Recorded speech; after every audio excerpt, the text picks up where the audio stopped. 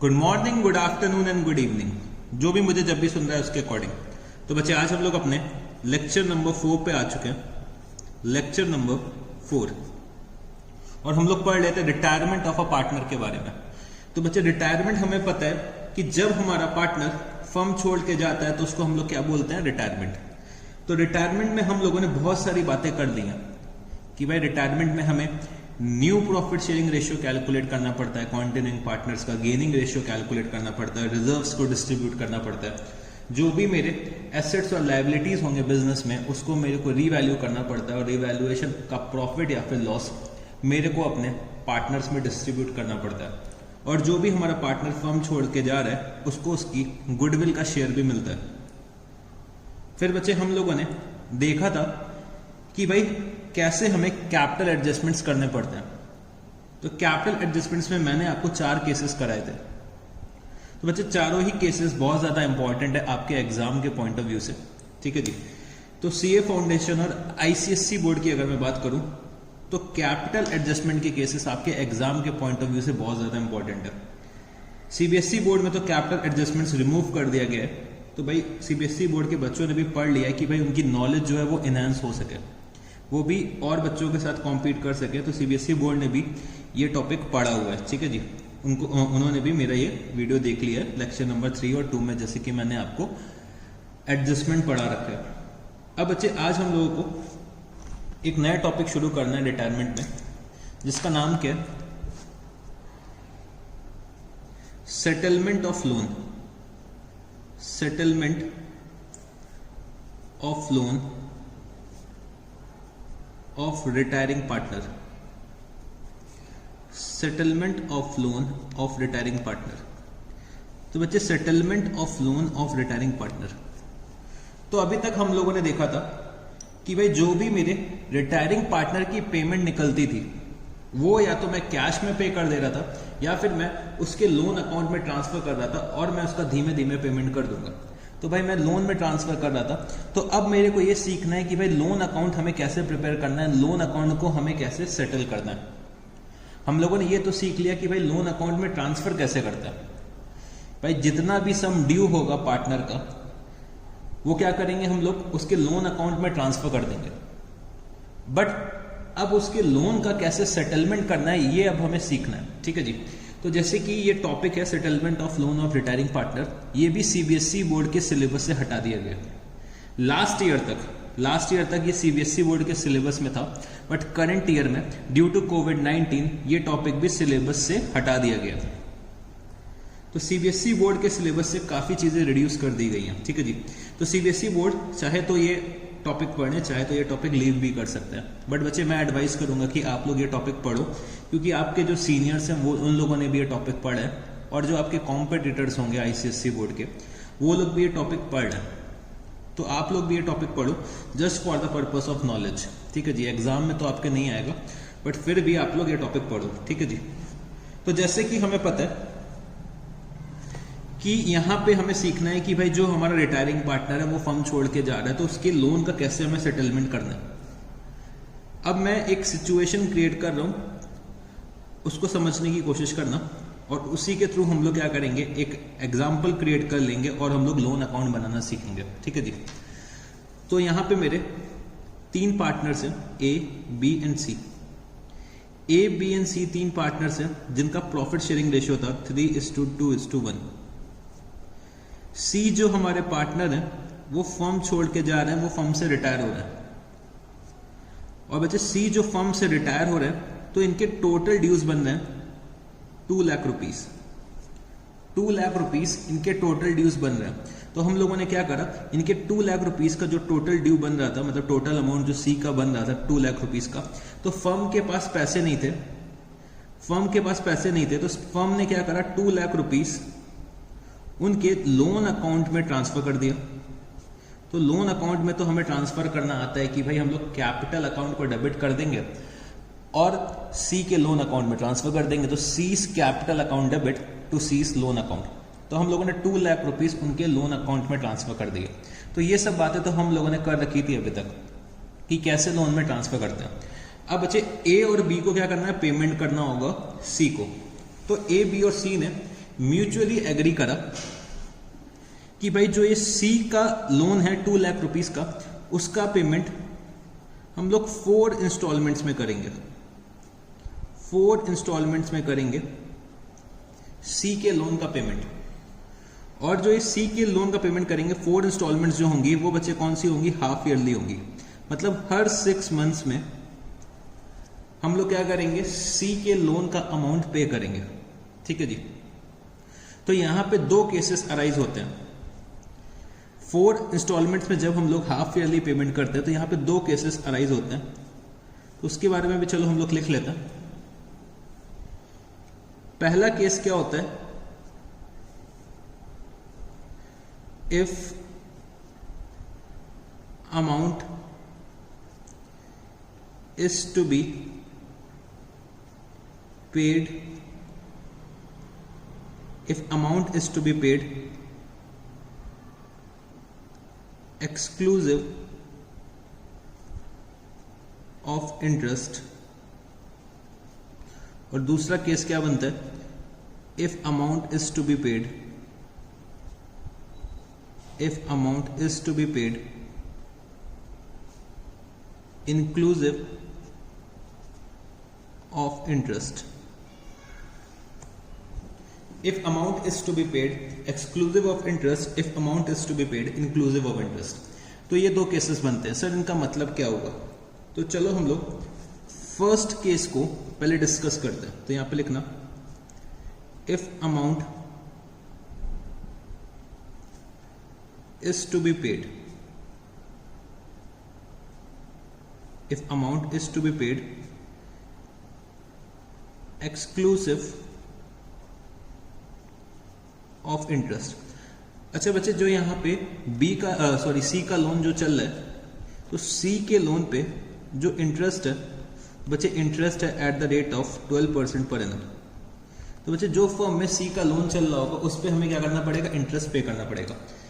अगर partners mutually agree करते हैं तभी ये जो लोन है वो इंटरेस्ट फ्री हो सकता है, वरना हमेशा पार्टनर का जो लोन का बैलेंस निकलता है उसमें हमें क्या करना पड़ता है, इंटरेस्ट का पेमेंट करना पड़ता है। तो इंटरेस्ट हम लोगों ने डिसाइड करा है कि भाई हम लोग eight the rate of 12% per annum पे पेमेंट करेंगे।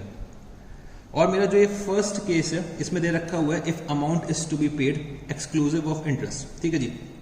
एक चीज और आप लोग यहां पे लिख लो कि सी विल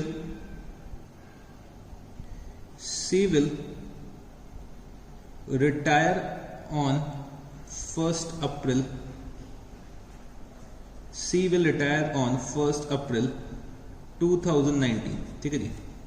तो C जो रिटायर हो रहे हैं वो बच्चे 1 अप्रैल 2019 को रिटायर हो रहे हैं। और जो इनके लोन का पेमेंट है वो मेरे को 4 इंस्टॉलमेंट्स में करना है, हाफ ईयरली। 2 लाख रुपीस का लोन है, interest at the rate of 12% per annum है। तो फर्स्ट केस क्या है, if amount is to be paid exclusive of interest. इसका मतलब क्या हुआ कि भाई जो हमें C के लोन का रीपेमेंट करना है, तो बच्चे लोन में 2 चीजें हमेशा शामिल होती हैं, ये आप लोगों को पता होगा कि जब कभी भी हम लोग लोन का रीपेमेंट करते हैं तो एक तो प्रिंसिपल एलिमेंट होता है और दूसरा क्या होता है, इंटरेस्ट।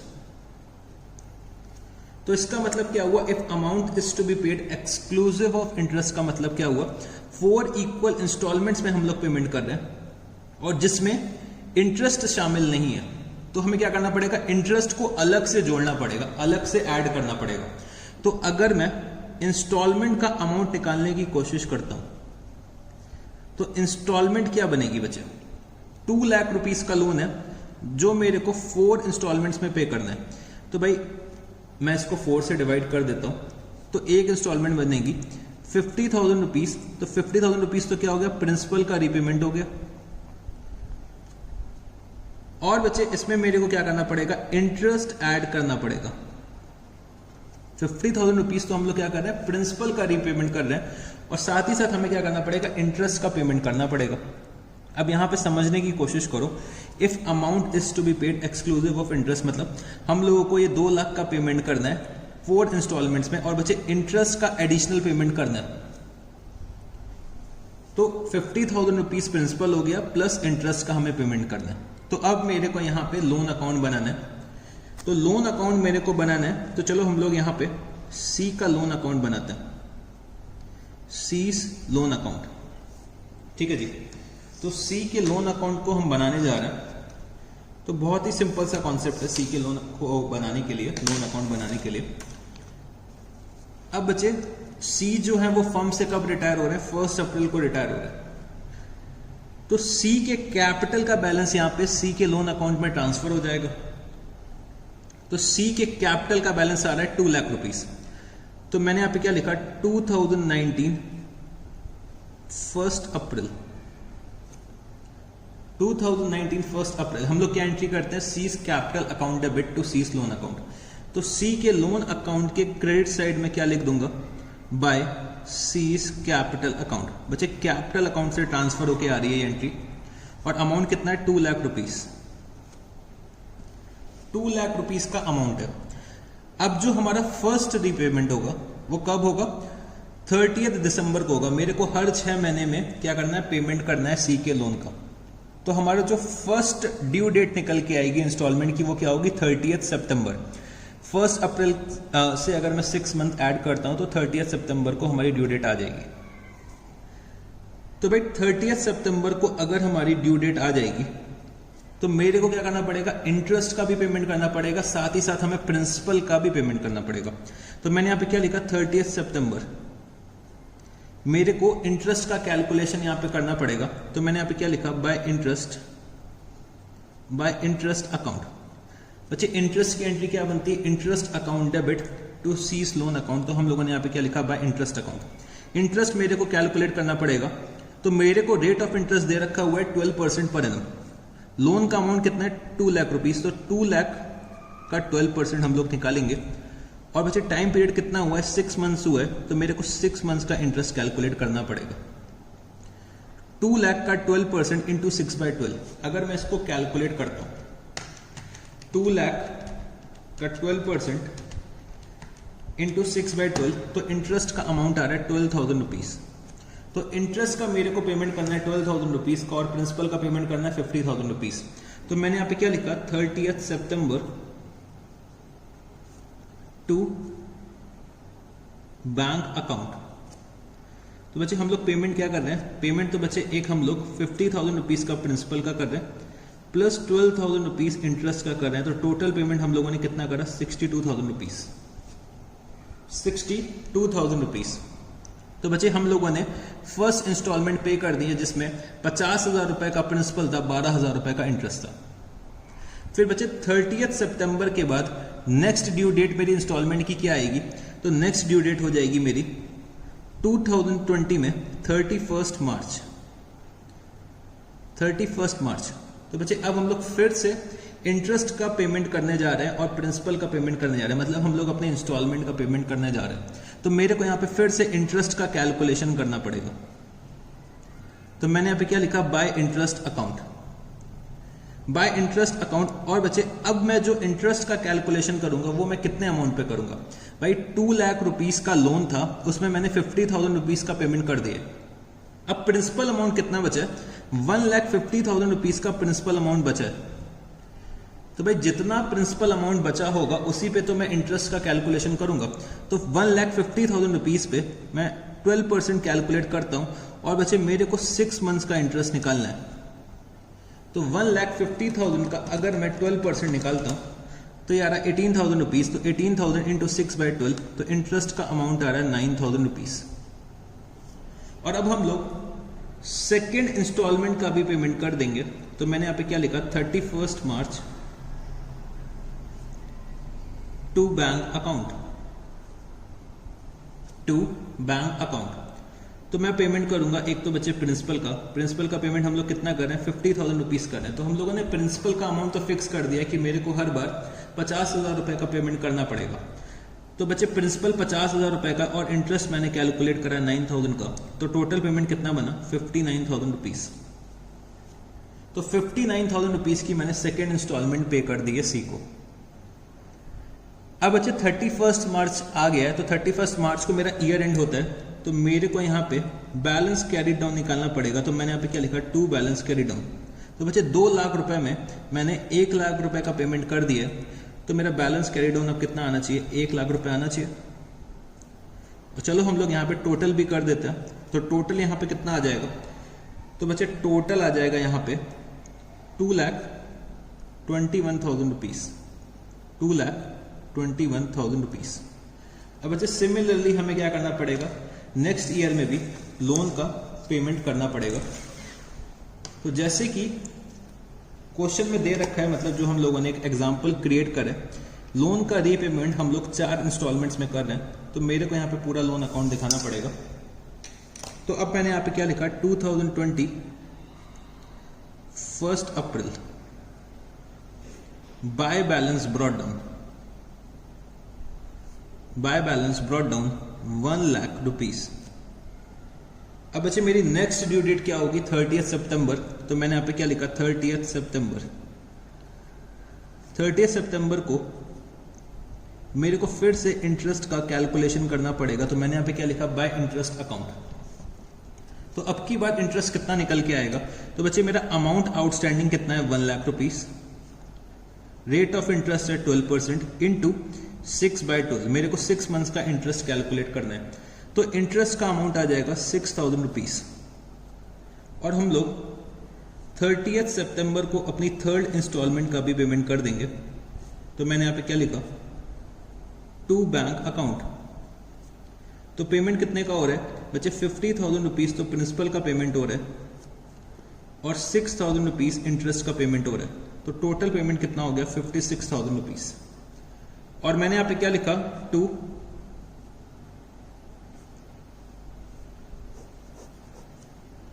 56,000 रुपीज का हम लोगों ने पेमेंट कर दिया 3rd इंस्टॉलमेंट का, ठीक है जी। फिर जब मेरी 4th इंस्टॉलमेंट ड्यू होगी, तो 4th इंस्टॉलमेंट मेरी कब ड्यू होगी, 2021 में। और 2021 में मेरी जो इंस्टॉलमेंट ड्यू होगी 31 मार्च को ड्यू होगी। तो मेरे को फिर से इंटरेस्ट का कैलकुलेशन करना पड़ेगा। तो मैंने यहाँ पे क्या लिखा, बाय इंटरेस्ट अकाउंट।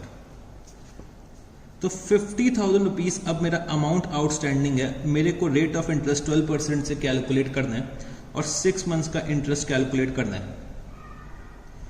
तो अब की बार इंटरेस्ट आ जाएगा 3,000 rupees.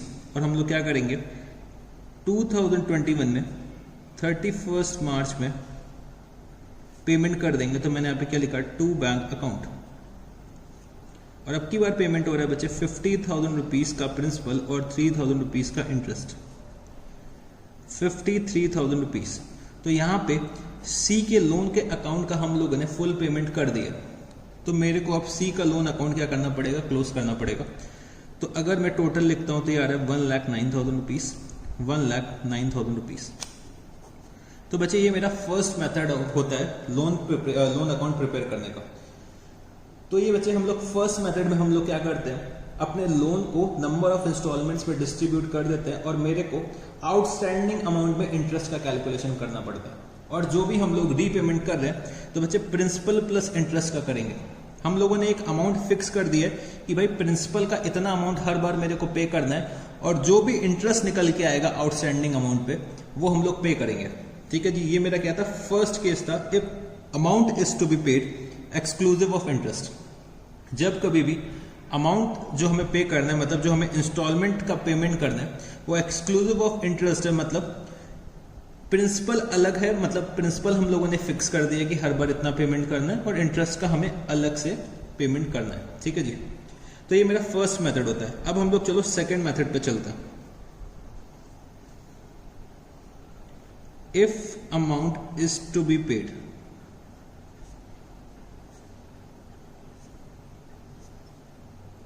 if amount is to be paid inclusive of interest। बच्चे अब की बार हमने क्या डिसाइड करा है कि हम लोग 50,000 रुपीज का पेमेंट करेंगे, 50,000 रुपीज का पेमेंट करेंगे every 6 months, every 6 months, every half yearly हम लोग 50,000 रुपीज का पेमेंट करेंगे। इसमें बच्चे इंटरेस्ट भी शामिल होगा और क्या होगा, मेरा प्रिंसिपल भी शामिल होगा। तो ये जो मेथड है बच्चे इंक्लूसिव ऑफ इंटरेस्ट है। जब कभी भी हम लोग इंस्टॉलमेंट का पेमेंट करेंगे, हम लोगों ने क्या करा, एक अमाउंट फिक्स कर दिया। यहाँ पे बच्चे हम लोगों ने अमाउंट फिक्स नहीं करा था, बस हम लोगों ने प्रिंसिपल का अमाउंट फिक्स करा था। प्रिंसिपल के अमाउंट के ऊपर जो भी एडिशनल इंटरेस्ट निकल के आएगा वो हम लोग पे करेंगे। ये मेरा फर्स्ट मेथड में था। बट सेकेंड मेथड में हम लोगों ने क्या करा, एक अमाउंट फिक्स कर दिया कि भाई हर बार हम लोग 50,000 रुपए ही पे करेंगे, इससे ज्यादा नहीं पे करेंगे। तो अगर हम लोग 50,000 रुपए का पेमेंट कर रहे होंगे तो बच्चे इसमें प्रिंसिपल भी शामिल होगा और बच्चे इंटरेस्ट भी शामिल होगा। तो मेरे को क्या करना पड़ेगा, 50,000 रुपए में बाइफरकेशन करना पड़ेगा कि कितना प्रिंसिपल का पेमेंट है, कितना इंटरेस्ट का पेमेंट है। ठीक है जी। तो सेकंड केस में हम लोगों ने क्या करा, अमाउंट एक फिक्स कर दिया, अमाउंट फिक्स कर दिया कि मैं इतने रुपए का पेमेंट करूंगा एवरी 6 मंथ। तो मेरे को एवरी 6 मंथ्स में 50,000 रुपीज का पेमेंट करना पड़ेगा सी को। तो अब हमें कैसे लोन अकाउंट बनाना है ये हमें सीखना है। ठीक है जी। ये बस 2 केस होते हैं, अगर ये 2 केस हम लोगों ने सीख लिए तो बच्चे लोन अकाउंट का जो टॉपिक है वो यहीं पे खत्म हो जाएगा। तो चलो अब हम लोग दूसरे मेथड से बनाने की कोशिश करते हैं। तो मैंने यहाँ पे क्या लिखा, C's loan account, C's loan account.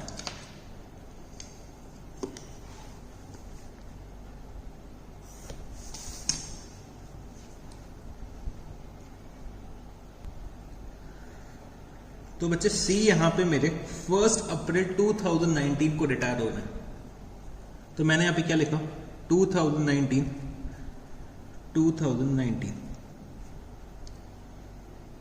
तो बच्चे 2019 1 अप्रैल को सी रिटायर हो रहे हैं। तो सी के कैपिटल अकाउंट का बैलेंस मेरे को लोन अकाउंट में ट्रांसफर करना पड़ेगा। तो मैंने यहां पे क्या लिखा, by C's capital account, by C's capital account. और सी का जो पेमेंट था वो बच्चे 2 लाख रुपीस का था।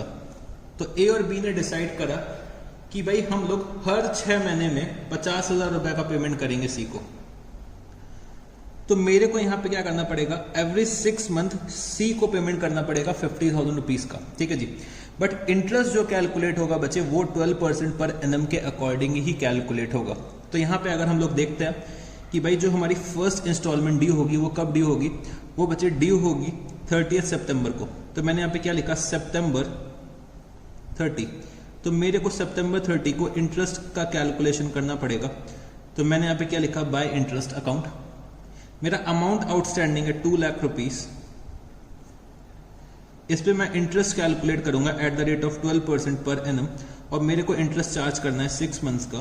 तो 6 × 12, तो इंटरेस्ट यहां पे निकल के आएगा 12,000 रुपीज। 12,000 रुपीज का इंटरेस्ट निकल के आएगा। बट हमें पेमेंट कितना करना है, पेमेंट बच्चे हम लोगों ने फिक्स कर रखा है कि हम लोग जो पेमेंट करेंगे, हम लोग यहाँ पे जो पेमेंट करेंगे वो बच्चे 50,000 रुपीज का करेंगे। तो मैंने यहाँ पे क्या लिखा, टू बैंक अकाउंट 50,000 रुपीज। हम लोगों ने अमाउंट फिक्स कर दिया कि मेरे को सिर्फ और सिर्फ 50,000 रुपए का पेमेंट करना है। तो मैंने यहाँ पे क्या लिखा, टू बैंक अकाउंट। ठीक है जी। अब अगर मैं इसमें देखना चाहूं कि भाई ये 50,000 रुपए में मैंने कितना इंटरेस्ट का पेमेंट करा है और मैंने कितना प्रिंसिपल का पेमेंट करा है, तो मैं ये कैसे देख सकता हूं। तो भाई 50,000 रुपए का अगर पेमेंट करा है तो 12,000 रुपए का तो इसमें इंटरेस्ट होगा। वैसे जब कभी भी हम लोग लोन का रीपेमेंट करते हैं तो जितना भी इंस्टॉलमेंट है, इंस्टॉलमेंट से पहले हम लोग इंटरेस्ट को अलग करते हैं। तो भाई 50,000 में 12,000 रुपए तो मेरा क्या हो गया, इंटरेस्ट हो गया। तो 38,000 रुपीज का मेरा क्या हो जाएगा, प्रिंसिपल का अमाउंट हो जाएगा। तो हम लोगों ने प्रिंसिपल का रीपेमेंट करा है 38,000 रुपीज का, और 12,000 रुपीज का इंटरेस्ट का रीपेमेंट करा है। तो जब कभी भी इंस्टॉलमेंट से मेरे को बाइफरकेट करना है कि भाई कितना प्रिंसिपल है कितना इंटरेस्ट है, तो हम लोग पहले इंटरेस्ट एलिमेंट को अलग करते हैं, फिर हम लोग as a balancing figure principal को निकालते हैं। तो यहां पे हम लोगों ने अपनी फर्स्ट इंस्टॉलमेंट का पेमेंट कर दिया। अब मेरी सेकेंड इंस्टॉलमेंट 31 मार्च को ड्यू होगी। तो मैंने यहां पे क्या लिखा, 2020 और बचे 31 मार्च को मेरी नेक्स्ट इंस्टॉलमेंट ड्यू होगी। तो मेरे को फिर से इंटरेस्ट का कैलकुलेशन करना पड़ेगा। तो मेरे को अमाउंट आउटस्टैंडिंग पे इंटरेस्ट का कैलकुलेशन करना पड़ेगा। तो अगर आप लोग देखते हो कि भाई यहां पे मेरा 2 लाख रुपीस का लोन था, 2 लाख में मैंने 38,000 रुपीज का प्रिंसिपल का रीपेमेंट कर दिया। तो मेरा अब अमाउंट आउटस्टैंडिंग कितना बचा होगा, 1,62,000 रुपीज। तो 2 लाख माइनस 38,000, तो मेरा अमाउंट आउटस्टैंडिंग कितना बचा होगा, 1,62,000 रुपीज। क्योंकि मैंने 12,000 रुपए का तो इंटरेस्ट पेमेंट कर दिया, 2 लाख में मैंने 38,000 रुपए का पेमेंट करा है। तो अमाउंट आउटस्टैंडिंग कितना आएगा, 1,62,000 रुपीज। तो इस पे मेरे को 12% का इंटरेस्ट का कैलकुलेशन करना पड़ेगा इंटू 6/12, मतलब मेरे को 6 मंथ्स का इंटरेस्ट चार्ज करना है, तो 1,62,000 का अगर मैं 12% निकालता हूं इंटू 6 डिवाइडेड बाई 12, तो ये आ रहा है 9720। इंटरेस्ट आ रहा है मेरा 9720। तो अब हम लोग फिर से क्या करेंगे, 31 मार्च को पेमेंट कर देंगे। और कितने का पेमेंट करेंगे बच्चे? पेमेंट करेंगे हम लोग 50,000 रुपीज़ का, क्योंकि हम लोगों ने अमाउंट फिक्स कर दिया। तो 50,000 रुपीज़ में 9720 तो मेरा क्या है, इंटरेस्ट है। तो भाई प्रिंसिपल का मैंने कितना रिपेमेंट करा है, तो 50,000 माइनस 9720, तो बच्चे 40280 का हम लोगों ने प्रिंसिपल का रिपेमेंट करा है। अब यहां पे ईयर एंड आ गया, तो मैंने यहां पे क्या लिखा, to balance carry down, to balance carry down. तो बच्चे अब मेरा बैलेंस कैरी डाउन कितना बचेगा? तो अगर मैं बैलेंस कैरी डाउन निकालना चाहता हूं तो मैं यहां पे क्या करता हूं, क्रेडिट का टोटल कर लेता हूं। क्रेडिट का टोटल मेरा कितना आ जाएगा बच्चे? क्रेडिट का टोटल आ जाएगा मेरा 2,21,720 माइनस 1 लाख अगर मैं करता हूं तो मेरा अमाउंट आउटस्टैंडिंग कितना आ जाएगा, 1,21,720। तो बच्चे हम लोगों ने यहाँ पे 1 साल का तो लोन अकाउंट बना लिया, अब नेक्स्ट ईयर का भी बना लेते हैं। तो मैंने यहाँ पे क्या लिखा, अप्रैल 1 बाय बैलेंस ब्रॉट डाउन 121,720। बच्चे अब मेरी जो थर्ड इंस्टॉलमेंट है वो कब ड्यू होगी, 30 सितंबर को। तो मैंने यहाँ पे क्या लिखा, सितंबर 30। और मेरे को फिर से इंटरेस्ट का कैलकुलेशन करना पड़ेगा। तो मेरा अमाउंट आउटस्टैंडिंग कितना है, 121,720। रेट ऑफ इंटरेस्ट है 12% पर एनम इंटू 6/12। तो मेरे को 6 मंथ्स का इंटरेस्ट कैलकुलेट करना है। तो 121,720 इंटू 12% इंटू 6 डिवाइडेड बाई 12, तो ये मेरा आ रहा है 7303। बच्चे सितंबर 30 को मैं फिर से पेमेंट कर दूंगा 50,000 रुपीज का। तो मैंने यहाँ पे लिखा टू बैंक अकाउंट 50,000 रुपीज, और इसमें इंटरेस्ट कितना शामिल है, 7303 इंटरेस्ट शामिल है।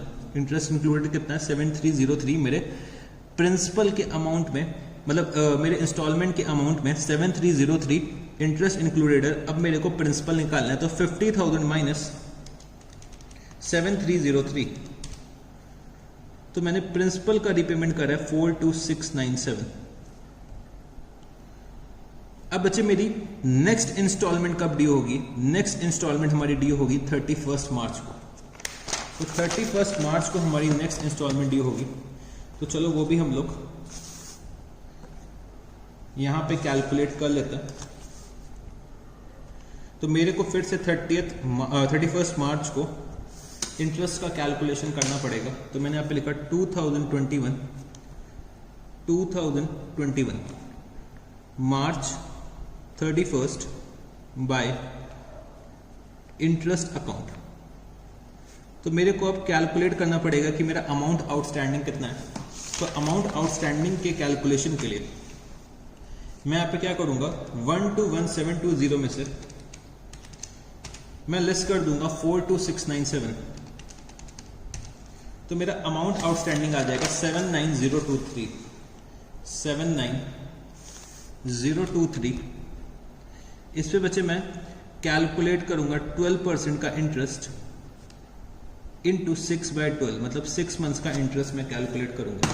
तो अगर मैं इसका 12% निकालता हूं इंटू 6 डिवाइडेड बाई 12, तो मेरे इंटरेस्ट का अमाउंट आ रहा है 4741। बट बच्चे हम लोग पेमेंट करेंगे, वो कितने अमाउंट का पेमेंट करेंगे, 50,000 रुपीज का पेमेंट करेंगे।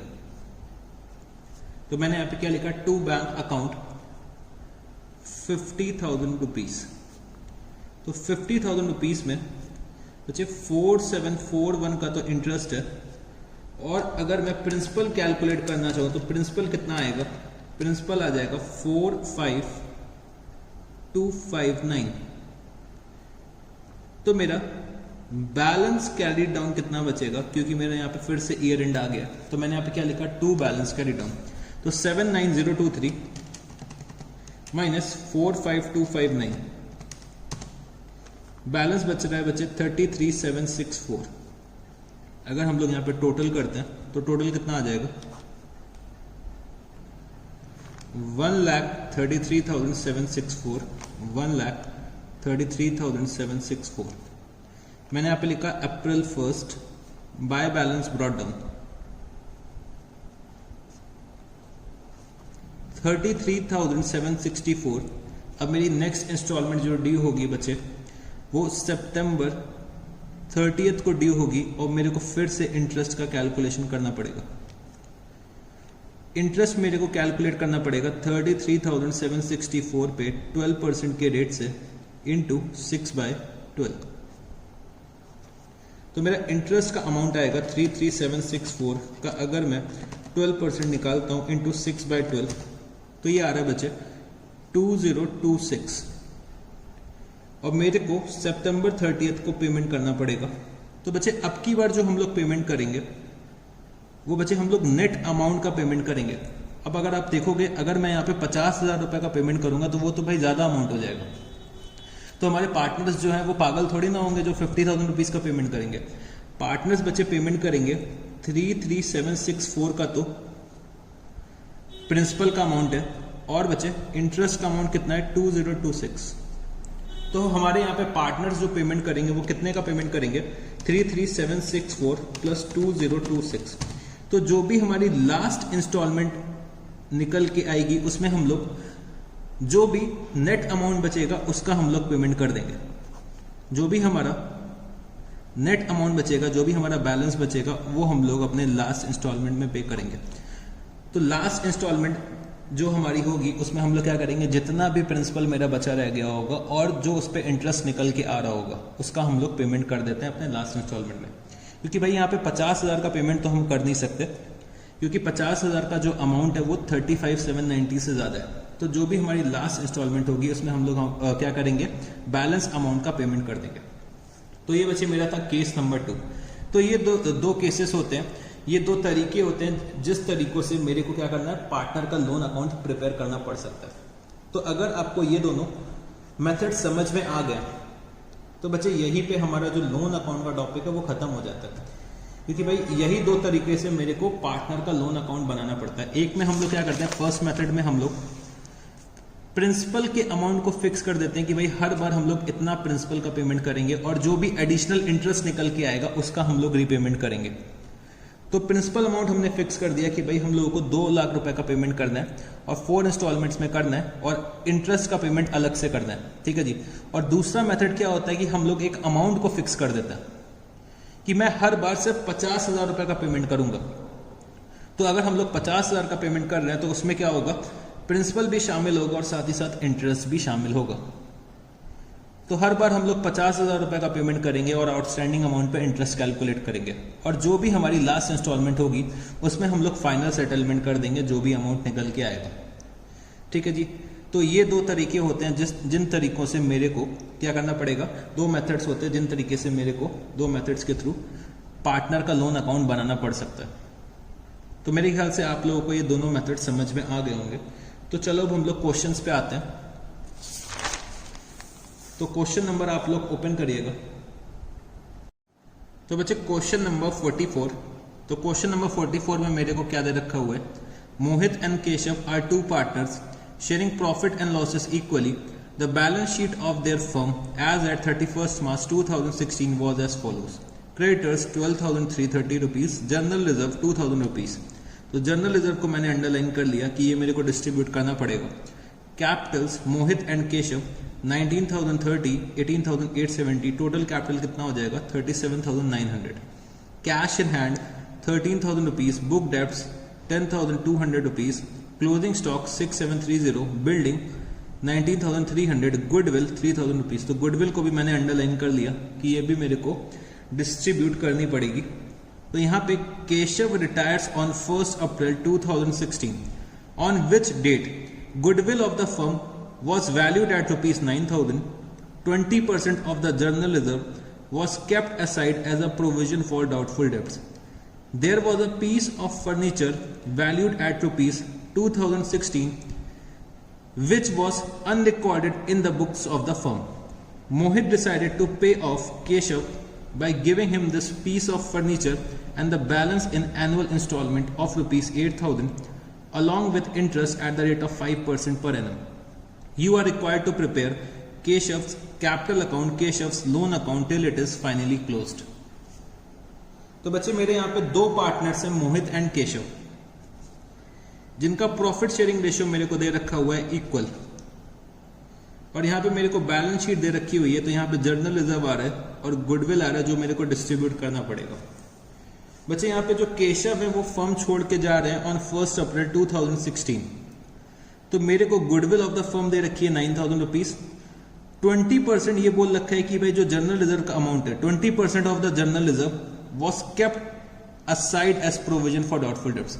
तो बच्चे मेरे को एक प्रोविजन क्रिएट करना है, मेरे को एक प्रोविजन क्रिएट करना है। और बच्चे प्रोविजन का अमाउंट क्या होगा? 20% ऑफ जर्नल रिजर्व। और मेरे को प्रोविजन कहां से क्रिएट करना है? जर्नल रिजर्व से प्रोविजन क्रिएट करना है। तो हम लोग रीवैल्यूएशन से क्रिएट नहीं करेंगे, हम लोग कहां से करेंगे? 20% ऑफ जर्नल रिजर्व हम लोग क्या कर देंगे? प्रोविजन क्रिएट कर देंगे। तो मेरे को जर्नल रिजर्व कितने अमाउंट का डिस्ट्रीब्यूट करना पड़ेगा? बच्चे 20% अगर हम लोग प्रोविजन क्रिएट कर रहे हैं जर्नल रिजर्व से, तो 80% अमाउंट हम लोग जर्नल रिजर्व का अपने पार्टनर्स में डिस्ट्रीब्यूट करेंगे। फिर दे रखा हुआ है there was a piece of furniture valued at ₹2060 which was unrecorded in the books of the firm. तो बच्चे हम लोग रीवैल्यूएशन अकाउंट के थ्रू इस फर्नीचर को अपने बुक्स ऑफ अकाउंट्स में लेकर आएंगे। मोहित decided to pay Keshav by giving him this piece of furniture. तो जो बच्चे केशव का पेमेंट बनेगा, तो भाई जो ये फर्नीचर है हम लोग क्या करेंगे? फर्नीचर दे देंगे केशव को कि भाई फर्नीचर अपने घर में लेकर चले जाओ। तो ये क्या हो जाएगा बच्चे? पेमेंट जो हो जाएगा, पेमेंट अदर देन कैश हो जाएगा, मतलब पेमेंट इन काइंड हो जाएगा। तो हम लोग फर्नीचर दे रहे हैं केशव को। फिर जो भी बैलेंस बचेगा वो हम लोग एनुअल इंस्टॉलमेंट ऑफ ₹8,000 में पेमेंट कर देंगे, मतलब 8,000 रुपए की एनुअल इंस्टॉलमेंट पे करेंगे along with interest at the rate of 8% per annum. तो ये मेरा 8,000 रुपए का क्या हो गया? प्रिंसिपल हो गया, और जो भी इंटरेस्ट निकल के आएगा वो हम लोग एक्स्ट्रा पे करेंगे। तो जो भी यहाँ पे केशव का लोन अकाउंट बनेगा बच्चे 8,000 रुपए का मेरे को प्रिंसिपल का पेमेंट करना पड़ेगा अलॉन्ग विथ इंटरेस्ट। जो भी इंटरेस्ट अलग से निकल के आएगा उसका भी पेमेंट हम लोग करेंगे केशव को। तो मेरे को यहाँ पे केशव का कैपिटल अकाउंट बनाना है और केशव का लोन अकाउंट बनाना है till it is finally closed. ठीक है जी।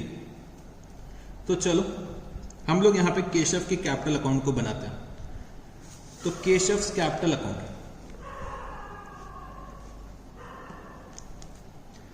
तो मैंने यहाँ पे लिखा क्वेश्चन नंबर 44। केशव का कैपिटल अकाउंट बच्चे मेरे को बनाना पड़ेगा जिससे कि मैं कैलकुलेट कर सकूं कि भाई केशव का कितना अमाउंट ड्यू है। तो इसके लिए मेरे को केशव का कैपिटल अकाउंट बनाना पड़ेगा। तो मैंने यहाँ पे क्या लिखा? Bye balance brought down. Keshav के कैपिटल का बैलेंस मेरे को दे रखा हुआ है 18,870। तो बच्चे हम लोग अपने ऑर्डर के अकॉर्डिंग चलेंगे। तो सबसे पहले हम लोग यहाँ पे रीवैल्यूएशन का प्रॉफिट ट्रांसफर करेंगे। अब यहाँ पे समझने की कोशिश करना बच्चे, 2,060 रुपीज का फर्नीचर जो था वो हमारे बुक्स ऑफ अकाउंट्स में रिकॉर्डेड नहीं था।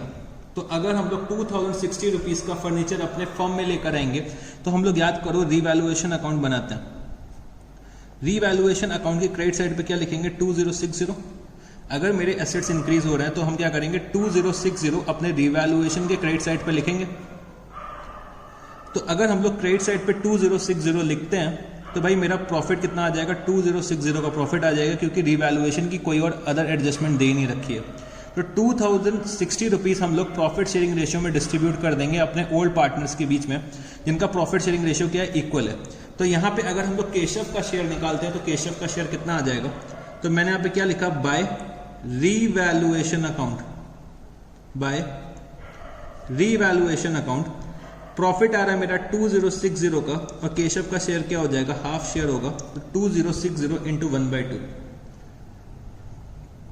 तो बच्चे 1030 रीवैल्यूएशन का प्रॉफिट का शेयर होगा केशव का, जो मैंने यहाँ पे लिख दिया। तो हम लोगों ने रीवैल्यूएशन प्रॉफिट डिस्ट्रीब्यूट कर लिया। अब मेरे को रिजर्व्स का डिस्ट्रीब्यूशन करना है। तो मैंने यहाँ पे क्या लिखा? By general reserve. बच्चे जर्नल रिजर्व का अमाउंट मेरे को दे रखा हुआ है 2,000 रुपीज का। 2,000 रुपीज में मैंने क्या करा है? मैंने 20% का प्रोविजन क्रिएट कर दिया। 2000 का 20% मैंने क्या करा, प्रोविजन क्रिएट कर दिया है। तो जर्नल रिजर्व से हम लोगों ने प्रोविजन क्रिएट करा है।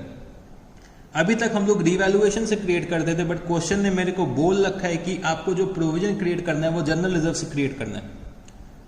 तो 20% का अगर प्रोविजन हो गया तो मैं क्या कर सकता हूं, 80% तो डिस्ट्रीब्यूट कर सकता हूं। तो 2000 का 80% मेरे को डिस्ट्रीब्यूट करना है। और केशव का शेयर कितना है, हाफ है, तो केशव को कितना मिलेगा, हाफ मिलेगा।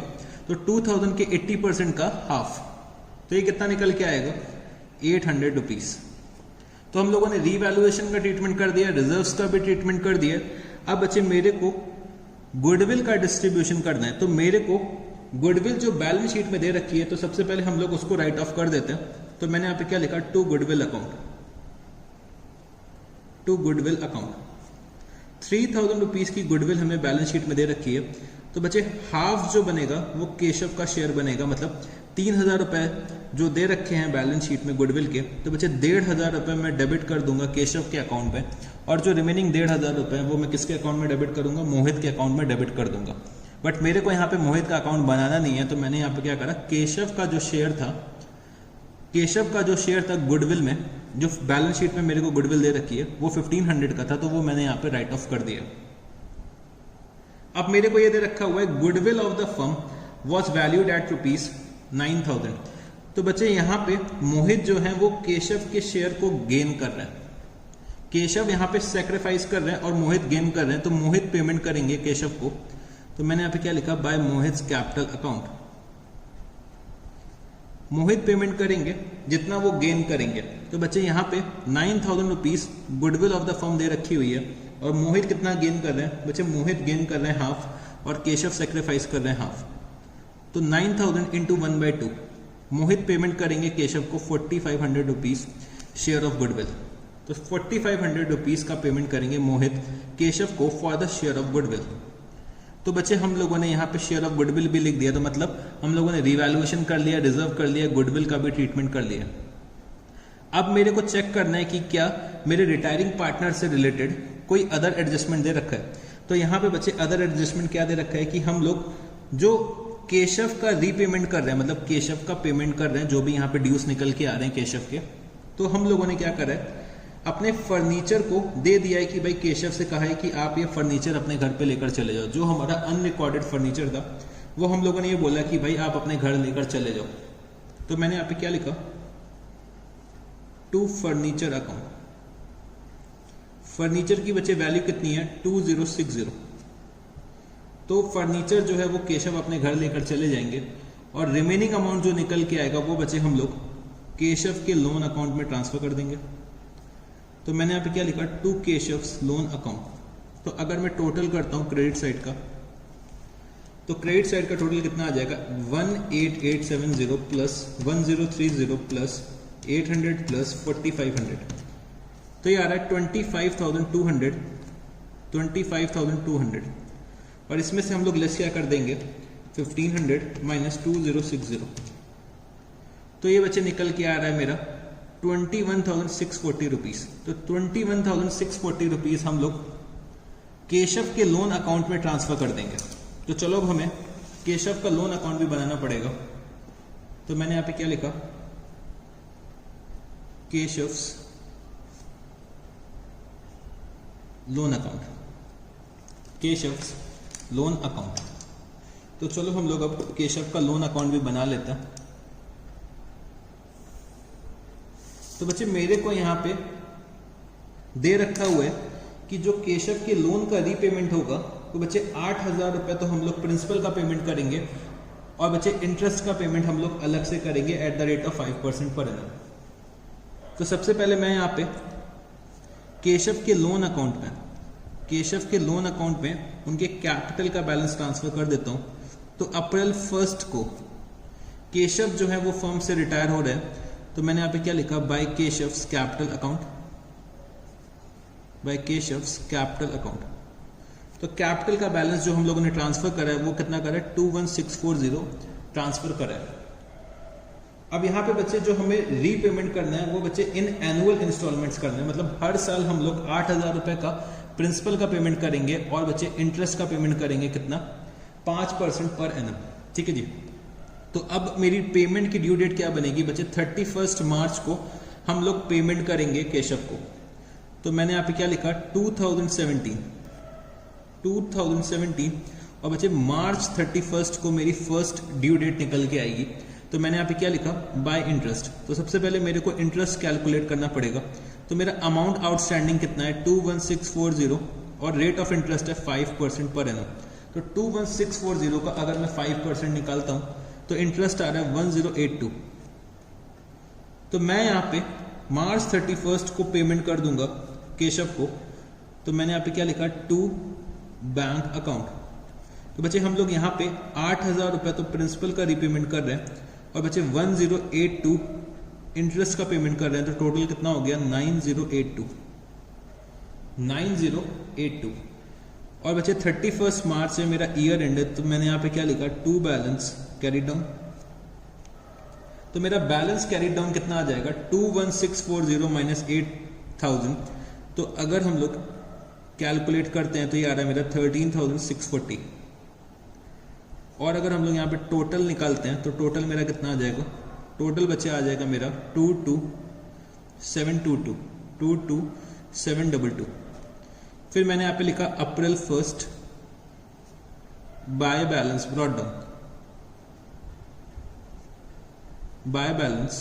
ब्रॉट डाउन, तो मेरा बैलेंस कितना है, 13640। मेरी नेक्स्ट इंस्टॉलमेंट कब ड्यू होगी बच्चे, 31 मार्च 2018 को मेरी नेक्स्ट इंस्टॉलमेंट ड्यू होगी। तो मैंने यहाँ पे लिखा 2018 मार्च 31।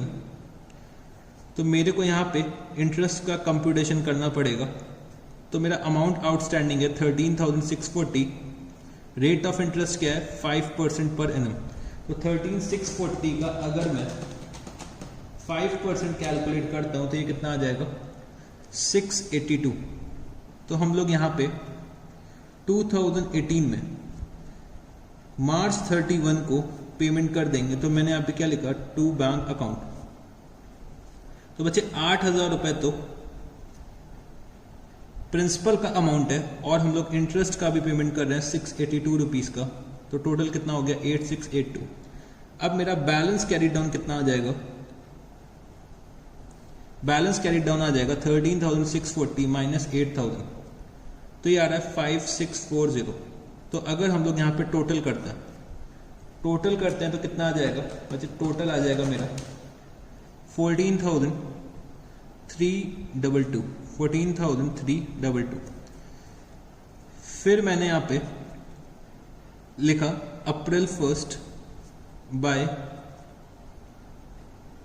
Balance brought down 5640।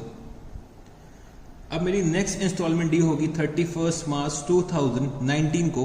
तो मैंने यहाँ पे लिखा 2019 मार्च 31 बाय इंटरेस्ट। तो अब मैं इंटरेस्ट जो कैलकुलेट करूंगा वो बच्चे अमाउंट आउटस्टैंडिंग पे करूंगा। तो 5640 का 5% अगर मैं निकालता हूं, 5640 का अगर मैं 5% निकालता हूं तो ये आ रहा है 282 रुपीज। और बच्चे मार्च 31 2019 मार्च 31 को हम लोग पेमेंट कर देंगे। तो मैंने यहाँ पे क्या लिखा, टू बैंक अकाउंट। तो बच्चे जितना भी मेरा अब अमाउंट ड्यू होगा वो हम लोग पूरा का पूरा पेमेंट कर देंगे, क्योंकि भाई यहाँ पे जो अमाउंट ड्यू है वो मेरे इंस्टॉलमेंट के अमाउंट से कम है, 8000 रुपए से कम है। तो जितना भी मेरा नेट बैलेंस बचेगा उसका हम लोग पेमेंट कर देंगे। मतलब 5640 तो मेरा प्रिंसिपल का पेमेंट होगा और बचे 282 रुपीज मेरा इंटरेस्ट का पेमेंट होगा।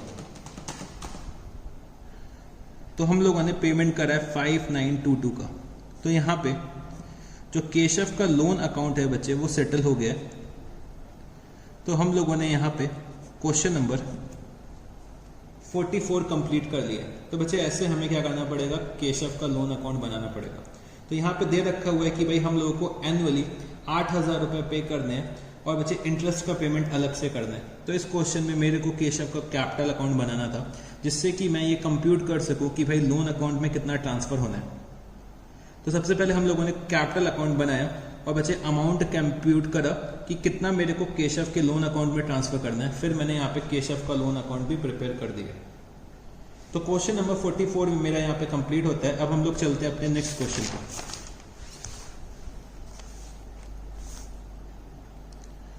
तो बच्चे क्वेश्चन नंबर 43।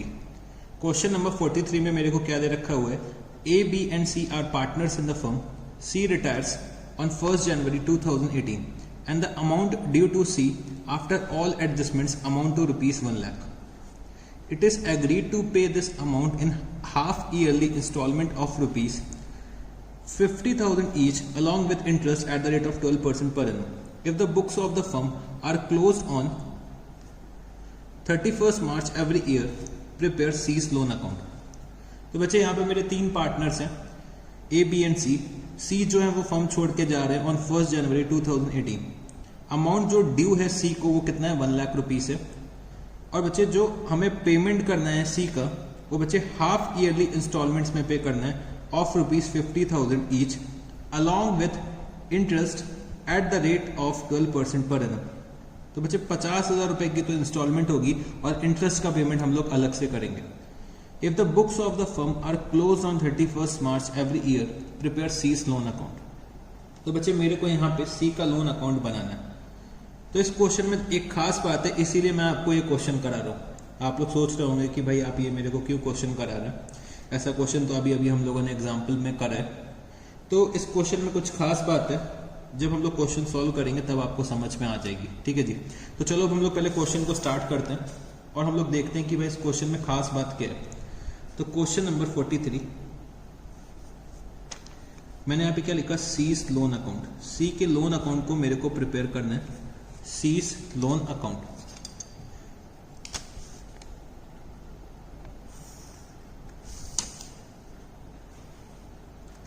तो बच्चे सी के लोन अकाउंट में हम लोगों ने कैपिटल से ट्रांसफर कितना करा है, कैपिटल से ट्रांसफर करा है 1 लाख रुपीस का। जो अमाउंट ड्यू था सी को वो निकल के मेरा कितना आ रहा है, 1 लाख रुपीस। तो 2018 Jan 1 को सी जो है वो फर्म से रिटायर हो रहा है। बच्चे लोन अकाउंट के क्वेश्चंस में डेट का बहुत ज्यादा इंपॉर्टेंस होता है, तो आप लोगों को डेट्स भी लिखनी पड़ती हैं लोन अकाउंट में। ठीक है जी। कैपिटल अकाउंट में हम लोग कभी डेट्स नहीं लिखते हैं, बट अगर आपको लोन अकाउंट बनाना है तो आपको डेट्स लिखनी पड़ेंगी। तो मैंने यहाँ पे क्या लिखा, बाय सी's कैपिटल अकाउंट। तो सी के कैपिटल अकाउंट से हम लोग ट्रांसफर कर रहे हैं 1 लाख रुपीस। ठीक है जी। अब यहाँ पे अगर आप लोग देखो तो हम लोग अपनी बुक्स जो क्लोज कर रहे हैं 31st मार्च को क्लोज करें। मेरी जो फर्स्ट इंस्टॉलमेंट ड्यू जो होगी वो कब होगी, मेरी फर्स्ट इंस्टॉलमेंट ड्यू होगी 30th जून को। बच्चे 6 मंथ्स कब कंप्लीट होंगे, 1st जनवरी से अगर मैं 6 मंथ्स कैलकुलेट करता हूँ तो 30th जून को मेरी फर्स्ट इंस्टॉलमेंट ड्यू होगी। और यहाँ पे मेरा 31st मार्च को ईयर एंड आ गया। बच्चे 31st मार्च को ईयर एंड आ गया तो मेरे को क्या करना पड़ेगा, अपने बुक्स को क्लोज करना पड़ेगा, सी के अकाउंट को बैलेंस करना पड़ेगा। अब बच्चे हम लोग यहाँ पे एक्रूअल कॉन्सेप्ट फॉलो करते हैं। एक्रूअल कॉन्सेप्ट फॉलो करते हैं तो एक्रूअल कॉन्सेप्ट के हिसाब से हमें क्या करना पड़ेगा, 3 मंथ्स का 3 महीने का इंटरेस्ट जो है वो रिकॉग्नाइज करना पड़ेगा। एक्रूअल कॉन्सेप्ट क्या बोलता है कि भाई 3 मंथ्स का आपको इंटरेस्ट रिकॉग्नाइज करना पड़ेगा। ये 3 महीने का जो इंटरेस्ट है वो करंट ईयर का एक्सपेंस है, तो ये आपको करंट ईयर में रिकॉग्नाइज करना पड़ेगा। तो 31st मार्च को जब मेरी बुक्स क्लोज होंगी तब मेरे को इंटरेस्ट भी 3 महीने का रिकॉग्नाइज करना पड़ेगा, भले ही वो मेरा इंटरेस्ट कब ड्यू हो रहा हो, वो बच्चे ड्यू हो रहा है मेरा 30th जून को। मेरे को जो पेमेंट करना है वो बच्चे हाफ ईयरली करना है, और जो मेरी इंस्टॉलमेंट ड्यू हो रही है वो कब ड्यू हो रही है, 30th जून को मेरी फर्स्ट इंस्टॉलमेंट ड्यू हो रही है।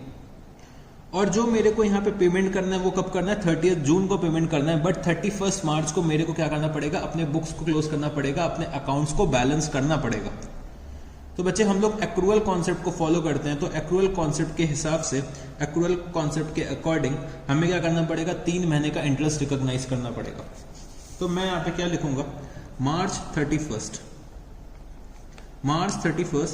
और मैं यहाँ पे लिखूंगा बाय इंटरेस्ट अकाउंट। पेमेंट बच्चे हम लोग 30th जून को करेंगे, बट हमें इंटरेस्ट रिकॉग्नाइज करना पड़ेगा एज पर एक्रूअल कॉन्सेप्ट। बच्चे हमें पीएल में ये इंटरेस्ट का एक्सपेंस दिखाना पड़ेगा क्योंकि ये करंट ईयर का एक्सपेंस है। तो अगर हम लोग इंटरेस्ट कैलकुलेट करते हैं तो बच्चे 1 लाख रुपए पे कैलकुलेट करेंगे। रेट ऑफ इंटरेस्ट मेरे को दे रखा है 12% पर एनम, और इंटरेस्ट हम लोग कितने महीने का कैलकुलेट करेंगे, 3 महीने का कैलकुलेट करेंगे, मतलब 3 महीने का कैलकुलेट करेंगे इंटू 3/12। तो यहाँ पे मेरा इंटरेस्ट निकल के आएगा 3,000 रुपीज। 3,000 रुपीज का मेरा इंटरेस्ट निकल के आएगा। और मैं यहाँ पे क्या लिख दूंगा 2018 मार्च 31। तो मेरे को सी के लोन अकाउंट को बैलेंस करना पड़ेगा ईयर एंड पे। तो मैंने यहाँ पे लिखा to balance carry down 1,03,000 rupees. तो मैं अगर यहाँ पे टोटल करता हूँ तो ये कितना आएगा 1,03,000 रुपीज, 1,03,000 रुपीज। अब बच्चे 1,03,000 रुपीज मैं नेक्स्ट ईयर में ट्रांसफर करूंगा। तो मैंने यहाँ पे क्या लिखा अप्रैल 1 bye balance brought down, bye balance brought down 1,03,000 rupees. अब बच्चे मेरी फर्स्ट इंस्टॉलमेंट जो ड्यू हो रही है वो कब ड्यू हो रही है, जून 30। तो जून 30 को मेरे को क्या करना पड़ेगा, इंटरेस्ट चार्ज करना पड़ेगा। अब बच्चे समझने की कोशिश करना, हम लोग 3 महीने का इंटरेस्ट ऑलरेडी चार्ज कर चुके हैं। तो अब मेरे को रिमेनिंग 3 मंथ्स का इंटरेस्ट चार्ज करना पड़ेगा। तो रिमेनिंग 3 मंथ्स का इंटरेस्ट अब हम लोग कौन से अमाउंट पे चार्ज करेंगे, 1 लाख रुपीज पे चार्ज करेंगे कि 1,03,000 रुपीज पे चार्ज करेंगे? आप लोग मेरे को बताइए, फटाफट से मेरे को बताइए कि हम लोग जो इंटरेस्ट अब चार्ज करेंगे वो 1 लाख रुपीज पे चार्ज करेंगे कि 1,03,000 रुपीज पे चार्ज करेंगे? तो बच्चे जो ये इंटरेस्ट है वो हम लोग 1 लाख रुपीज पे चार्ज करेंगे। बच्चे 1 लाख रुपए पे मेरे को इंटरेस्ट चार्ज करना है और मेरा अमाउंट जो है वो कब ड्यू हो रहा है, 30 जून को ड्यू हो रहा है।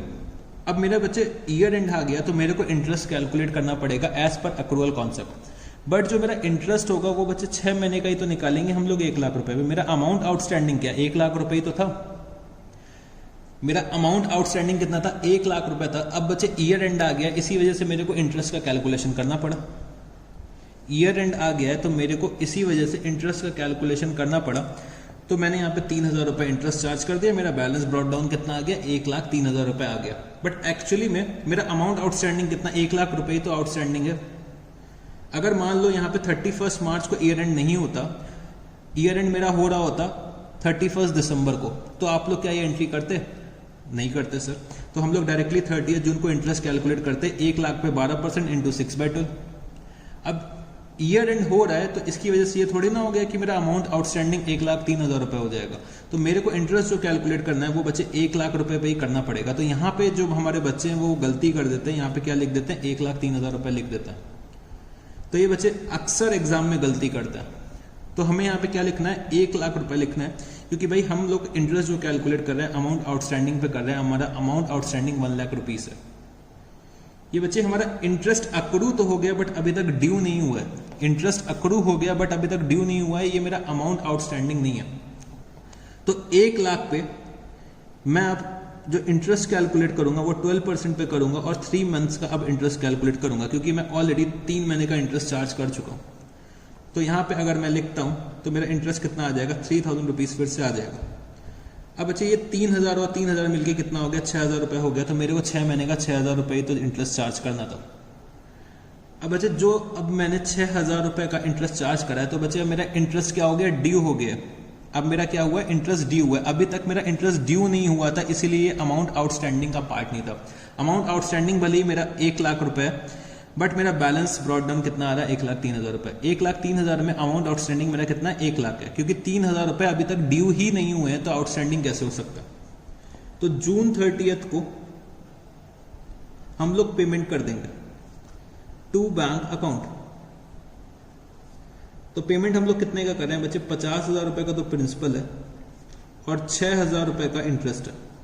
तो टोटल पेमेंट हमने करा 56,000 रुपीज। तो बच्चे क्वेश्चन में बस यही खास बात थी कि भाई हमारा जो सी है वो 1 जनवरी को रिटायर हो रहा है और बीच में ही मेरी क्या आ जा रही है, बीच में ही बच्चे मेरे अकाउंट क्लोजर की डेट आ जा रही है। मतलब हम लोग बुक्स ऑफ अकाउंट्स को क्लोज कर रहे हैं 31 मार्च को। तो इस सिचुएशन में बहुत से बच्चे इसका गलत ट्रीटमेंट कर देते हैं। तो ये इसी वजह से मैं आपको क्वेश्चन नंबर 43 करवा रहा हूं कि भाई जब कभी भी हमारा अकाउंटिंग ईयर का एंड आ जाता है और हमारी जो ड्यू डेट है वो अकाउंटिंग ईयर के बाद फॉल करती है, तो मेरे को इंटरेस्ट जो अक्रू हो गया है वो दिखाना पड़ेगा। वो इंटरेस्ट जितना भी अक्रू हो गया वो मेरे को सी के लोन अकाउंट में दिखाना पड़ेगा, वरना बच्चे नंबर कटेंगे। तो ये पॉइंट बहुत अच्छे से आप लोग याद रखिएगा। इसीलिए मैं आपको क्वेश्चन नंबर 43 करा रहा हूं, क्योंकि ये थोड़ा सा अलग टाइप का क्वेश्चन है। तो मैंने यहाँ पे लिखा बाय इंटरेस्ट और हम लोगों ने पेमेंट कर दिया फर्स्ट इंस्टॉलमेंट का। अब बच्चे मेरी जो नेक्स्ट ड्यू डेट आएगी वो कब आएगी, तो बच्चे नेक्स्ट ड्यू डेट मेरी आएगी 31 दिसंबर को। 31 दिसंबर को आएगी, तो मैंने यहाँ पे क्या लिखा, दिसंबर 31। अब की बार बच्चे हम लोग जो इंटरेस्ट चार्ज करेंगे वो पूरे 6 महीने का चार्ज कर देंगे। तो मेरा अमाउंट आउटस्टैंडिंग अब कितना है, 50,000 रुपीज। 50,000 पे 12% इंटू 6/12। तो बच्चे मेरा यहाँ पे इंटरेस्ट कितना आ जाएगा, इंटरेस्ट आ जाएगा 3,000 रुपीज, और हम लोग पेमेंट कर देंगे दिसंबर 31 को। तो मैंने यहाँ पे लिखा टू बैंक अकाउंट। तो पेमेंट हो रहा है बच्चे 50,000 रुपए का तो प्रिंसिपल है और 3,000 रुपए का इंटरेस्ट है। टोटल पेमेंट हमने करा 53,000 रुपीज का, और यहाँ पे जो सी का लोन अकाउंट था वो बच्चे यहाँ पे क्लोज हो जाता है। हम लोगों ने सी के लोन अकाउंट को सेटल कर दिया है, तो ये टोटल आ रहा है 1,09,000 रुपीज, और इधर का भी टोटल कितना आ जाएगा, 1,09,000 रुपीज। तो क्वेश्चन नंबर 43 भी हम लोगों ने सॉल्व कर लिया। तो क्वेश्चन नंबर 43 में बच्चे हमें इंटरेस्ट को रिकॉग्नाइज करना है अगर मेरा अकाउंटिंग ईयर का एंड आ जा रहा है, और हमें अक्रूवल कॉन्सेप्ट को फॉलो करना है। तो क्वेश्चन नंबर 43 यहीं पे कंप्लीट हो जाता है। अब हम लोग चलते हैं अपने नेक्स्ट क्वेश्चन पे।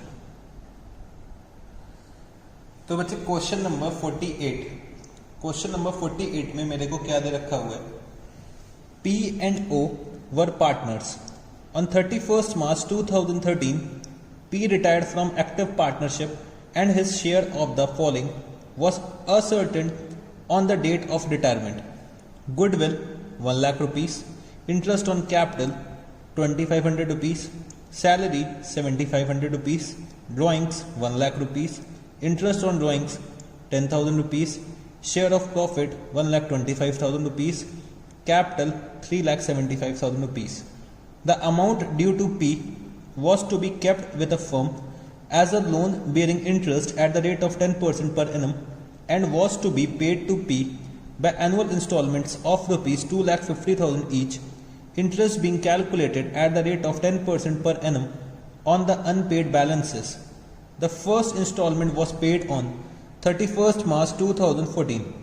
You are required to prepare P's capital account and also P's loan account until the payment of the whole amount due to him was made. Books are closed on 31st March every year. तो बच्चे यहाँ पे मेरे दो partners हैं P and O. P जो है वो फर्म से रिटायर होना चाहते हैं 31 मार्च 2013 को। तो बच्चे जब हमारे जो पार्टनर है P वो फर्म से रिटायर होंगे तो उनको बहुत सारी चीजें मिलती हैं, जैसे कि भाई उनके गुडविल का शेयर मिलेगा 1 लाख रुपीस, और बच्चे जब हमारे अकाउंटिंग ईयर का एंड हो रहा है तो ड्यूरिंग द ईयर जो भी पी ने प्रॉफिट कमा रखा है, जो भी उनको सैलरी मिल रही है, जो भी उनकी ड्राइंग्स हैं, जो भी उनकी इंटरेस्ट ऑन कैपिटल है, इंटरेस्ट ऑन ड्राइंग्स है, सब उनके कैपिटल अकाउंट में ट्रांसफर करना पड़ेगा मेरे को। तो मेरे को इतनी सारी चीजें दे रखी हैं कि भाई पी का जो गुडविल का शेयर है वो 1 लाख रुपीस है, इंटरेस्ट ऑन कैपिटल 2,500 रुपीस है, सैलरी 7,500 रुपीस है, ड्राइंग्स 1 लाख रुपीस है, इंटरेस्ट ऑन ड्राइंग्स 10,000 रुपीस है, शेयर ऑफ प्रॉफिट 1,25,000 रुपीस है, कैपिटल जो है पी का 3,75,000 रुपीस है। और मेरे को ये दे रखा है कि भाई जो पी हैं वो फर्म से रिटायर हो रहे हैं और पी का पेमेंट हम लोग इमीडिएटली नहीं कर रहे हैं। पी का जो पेमेंट बनेगा वो हम लोग उनके लोन अकाउंट में ट्रांसफर कर रहे हैं, और जिस पे इंटरेस्ट कितना है eight the rate of 10% per annum, and was to be paid to P by annual installments of rupees 2,50,000 each. तो बच्चे हर साल हम लोग 2.5 लाख रुपए का पेमेंट करेंगे पी को। तो 2.5 लाख रुपए में प्रिंसिपल भी शामिल होगा और बच्चे इंटरेस्ट भी शामिल होगा। इंटरेस्ट हमें कैलकुलेट करना है 10% per annum on the unpaid balances. पहली जो इंस्टॉलमेंट ड्यू हो रही है वो बच्चे 31 मार्च 2014 को ड्यू हो रही है, 1 साल बाद। तो चलो हम लोग पहले पी के कैपिटल अकाउंट को बनाते हैं। तो पी के कैपिटल अकाउंट के थ्रू असर्टेन करते हैं कि भाई पी का कितना अमाउंट ड्यू निकल के आ रहा है, कितना पेमेंट हमें पी को करना है, वो बच्चे हम लोग पी के कैपिटल अकाउंट को बना के असर्टेन कर लेंगे। ठीक है जी। तो चलो हम लोग पहले पी का कैपिटल अकाउंट बनाते हैं। तो question number 48, piece capital account, piece capital account. तो यहां पे हम लोग पी का कैपिटल अकाउंट बना रहे हैं जिससे कि हम लोग असर्टेन कर सके कि भाई पी का कितना अमाउंट ड्यू होगा रिटायरमेंट में। तो बच्चे पी के कैपिटल अकाउंट का बैलेंस मेरे को दे रखा हुआ है, तो मैंने यहां पे लिखा bye balance brought down 3,75,000 rupees. अब बच्चे ड्यूरिंग द ईयर पी ने जो भी कमाया है वो हम लोग क्या करेंगे, पी के कैपिटल अकाउंट में ट्रांसफर कर देंगे। तो मैं यहाँ पे क्या लिख सकता हूँ, बाय इंटरेस्ट ऑन कैपिटल। बच्चे हम लोग याद करो profit and loss appropriation account बनाते थे, तो प्रॉफिट एंड लॉस अकाउंट में हम लोग एप्रोप्रिएशंस दिखाते थे कि भाई जो हमारे पार्टनर्स हैं उनको इंटरेस्ट ऑन कैपिटल इतना मिलेगा, सैलरी मिलेगी, इंटरेस्ट ऑन ड्राइंग्स चार्ज किया जाएगा और उनका डिविजिबल प्रॉफिट जो है वो भी डिस्ट्रीब्यूट कर दिया जाएगा। तो इंटरेस्ट ऑन कैपिटल यहाँ पे पी को मिल रहा है 2,500 रुपीज। फिर बच्चे पी को सैलरी मिल रही है, तो मैंने यहाँ पे लिखा बाय सैलरी 7,500 रुपीज। बच्चे पी ने ड्यूरिंग द ईयर ड्राइंग्स कर रखी है, तो मैंने यहाँ पे क्या लिखा, 2 ड्राइंग्स अकाउंट 1 लाख रुपीज। बच्चे इंटरेस्ट ऑन ड्राइंग्स कितना है, 10,000 रुपीज, तो 2 interest on drawings, 2 interest on drawings 10,000 rupees. और बच्चे पी का जो शेयर ऑफ प्रॉफिट है वो है 1,25,000 रुपीज। तो मैंने यहाँ पे क्या लिखा, by profit and loss appropriation account. Profit and loss जो निकल के आ रहा है, मतलब प्रॉफिट जो निकल के आ रहा है पी का, वो हम लोग कहाँ से लेकर आ रहे होंगे, profit and loss appropriation account से लेकर आ रहे होंगे। और मैंने यहाँ पे ब्रैकेट में क्या लिख दिया, प्रॉफिट। तो पी का प्रॉफिट कितना है, 1,25,000 रुपीज, वो भी मैंने यहाँ पे लिख दिया। अब बच्चे पी का शेयर ऑफ गुडविल कितना निकल के आ रहा है, 1 लाख रुपीज निकल के आ रहा है। तो पी को पेमेंट कौन करेगा शेयर ऑफ गुडविल का, बच्चे क्यू पेमेंट करेंगे, क्योंकि क्यू जो है वो यहाँ पे गेन कर रहा है। तो मैंने यहाँ पे क्या लिखा, by Q's capital account 1 lakh rupees share of goodwill है पी का। तो मेरे ख्याल से हम लोगों ने सारे आइटम्स यहाँ पे लिख दिए हैं। तो चलो अब कैलकुलेट करते हैं कि पी का कितना अमाउंट ड्यू निकल रहा है रिटायरमेंट में। तो अगर मैं क्रेडिट साइड का टोटल करता हूं तो ये कितना आ जाएगा बच्चे, ये आ जाएगा 6,10,000 रुपीज, और इधर भी कितना आ जाएगा 6,10,000 रुपीज। और मैंने यहाँ पे क्या लिखा, 2 पीस लोन अकाउंट। तो हम लोग यहाँ पे जो बैलेंस निकल के आएगा वो कहाँ पे ट्रांसफर कर देंगे, पी के लोन अकाउंट में ट्रांसफर कर देंगे। तो 6,10,000 माइनस 1,10,000, तो यहाँ पे हम लोग जो ट्रांसफर कर रहे हैं पी के लोन अकाउंट में, कितना ट्रांसफर कर रहे हैं, 5 लाख रुपीज हम लोग पी के लोन अकाउंट में ट्रांसफर कर रहे हैं। तो पी के कैपिटल अकाउंट को मैंने अब बना लिया। अब हम लोग चलो पी के लोन अकाउंट को भी बना लेते हैं। तो मैंने यहाँ पे क्या लिखा, P's loan account, P's loan account. तो चलो अब हम लोग पी के लोन अकाउंट को प्रिपेयर करते हैं। तो बच्चे पी जो है वो फर्म से रिटायर कब हो रहे हैं, 31 मार्च 2013 को हो रहे हैं। तो मैंने यहाँ पे लिखा 2013, और मैंने यहाँ पे लिखा क्या, March 31 by P's capital account. Amount है 5 लाख रुपीज। तो बच्चे 31 मार्च को मेरा ईयर एंड हो रहा है, तो मैंने यहाँ पे लिखा March 31 to balance carry down 5 lakh rupees. तो अगर मैं टोटल करता हूं तो ये कितना आएगा, 5 लाख और बचे 5 लाख रुपीज। फिर मैंने यहाँ पे क्या लिखा, अप्रैल 1 bye balance brought down 5 lakh rupees. तो बच्चे हर साल हम लोग 2.5 लाख रुपए का पेमेंट करेंगे, 2,50,000 रुपीज का पेमेंट हर साल हम लोग पी को करेंगे। तो 2,50,000 रुपीज में इंटरेस्ट भी इंक्लूडेड होगा और बच्चे प्रिंसिपल भी इंक्लूडेड होगा। हम लोगों ने एक अमाउंट फिक्स कर दिया कि हर साल हम लोग 2,50,000 रुपीज पे करेंगे। तो मेरी जो फर्स्ट ड्यू डेट निकल के आ रही है वो कब आएगी बच्चे, 2014 में आएगी, मार्च 31 को। तो मार्च 31 को हम लोग क्या करेंगे, इंटरेस्ट चार्ज करेंगे। तो मैंने यहाँ पे क्या लिखा, बाय इंटरेस्ट अकाउंट। तो यहाँ पे बच्चे मेरा इंटरेस्ट कितना निकल के आएगा, तो 5 लाख रुपीज पे अगर हम लोग 10% कैलकुलेट करते हैं तो ये आ जाएगा मेरा 50,000 रुपीज। अब बच्चे 2014 को हम लोग मार्च 31 को पेमेंट कर देंगे। कितना पेमेंट करेंगे, टू बैंक अकाउंट तो बच्चे 50,000 रुपये का तो इंटरेस्ट का पेमेंट कर रहे हैं, मतलब टोटल पेमेंट तो हम लोग 2,50,000 रुपीज़ का करेंगे, क्योंकि हम लोगों ने 2,50,000 रुपीज़ फिक्स कर दिया कि हर साल हम लोग 2.5 लाख रुपए का पेमेंट करेंगे। तो 2.5 लाख रुपए में बच्चे 50,000 रुपये तो इंटरेस्ट है, तो प्रिंसिपल का अमाउंट कितना होगा 2 लाख रुपीज़। फिर बच्चे मैंने यहाँ पे क्या लिख दिया, टू बैलेंस कैरीड डाउन, क्योंकि मेरा यहाँ पे ईयर जो है वो एंड हो गया है, टू बैलेंस कैरीड डाउन। तो मेरा बैलेंस कैरीड डाउन कितना आ जाएगा बच्चे, मेरा बैलेंस कैरीड डाउन आ जाएगा 3 lakh rupees. 5 lakh minus 2 lakh 3 lakh rupees, या फिर 550 माइनस 250 तब भी कितना आएगा 3 लाख रुपीज़। तो 5,50,000। फिर मैंने यहाँ पे क्या लिखा, अप्रैल 1 bye balance brought down, bye balance brought down 3 lakh rupees. अब मेरी नेक्स्ट ड्यू डेट कब आएगी बच्चे, मेरी नेक्स्ट ड्यू डेट आएगी 2015 मार्च 31। तो मैं फिर से इंटरेस्ट चार्ज करूंगा अमाउंट आउटस्टैंडिंग पे। तो अमाउंट आउटस्टैंडिंग कितना है 3 लाख रुपीज़। 3 लाख पे मैं इंटरेस्ट चार्ज करूंगा eight the rate of 10% per annum. तो मेरा इंटरेस्ट आ रहा है 30,000 रुपीज़। तो बच्चे हम लोग 2015 मार्च 31 को पेमेंट करेंगे 2,50,000 रुपीज़ का।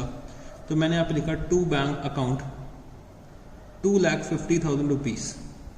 तो 2,50,000 रुपीज़ में बचे 30,000 रुपीज़ का तो इंटरेस्ट है, तो प्रिंसिपल का अमाउंट कितना हो जाएगा 2,20,000 रुपीज़। मैंने यहाँ पे क्या लिखा, टू बैलेंस कैरी डाउन। तो मेरा अमाउंट आउटस्टैंडिंग अब कितना रह जाएगा 3 लाख माइनस 220। तो बच्चे 80,000 रुपीज़ का अभी भी अमाउंट आउटस्टैंडिंग है। और अगर मैं यहाँ पर टोटल लिख दूँ तो टोटल आ रहा है 3,30,000 रुपीज़। 3,30,000 रुपीज़। फिर हम लोग अपने नेक्स्ट ईयर में आते हैं। तो मैंने यहाँ पे क्या लिखा, अप्रैल 1 bye balance brought down 80,000 rupees. मेरा जो नेक्स्ट इंस्टॉलमेंट ड्यू होगा वो कब होगा, तो बच्चे 2016 मार्च 31। तो हम लोग यहाँ पे फिर से इंटरेस्ट चार्ज करेंगे अमाउंट आउटस्टैंडिंग पे। तो बाय इंटरेस्ट अकाउंट 80,000 का 10% 8,000 रुपीज़ का इंटरेस्ट आ रहा है। और बच्चे जो भी अब मेरा बैलेंस बचेगा हम लोग अपने लास्ट इंस्टॉलमेंट में पे कर देंगे। तो मेरा बैलेंस कितना निकल के आ रहा है बच्चे, मेरा बैलेंस आ रहा है बच्चे 80,000 रुपये का तो मेरे को प्रिंसिपल का पेमेंट करना है, और 8,000 रुपये का मेरे को इंटरेस्ट का पेमेंट करना है। तो ये टोटल कितना हो गया 88,000 रुपीज़। टोटल करते हैं तो यहाँ पे कितना आ जाएगा 88,000 रुपीज़।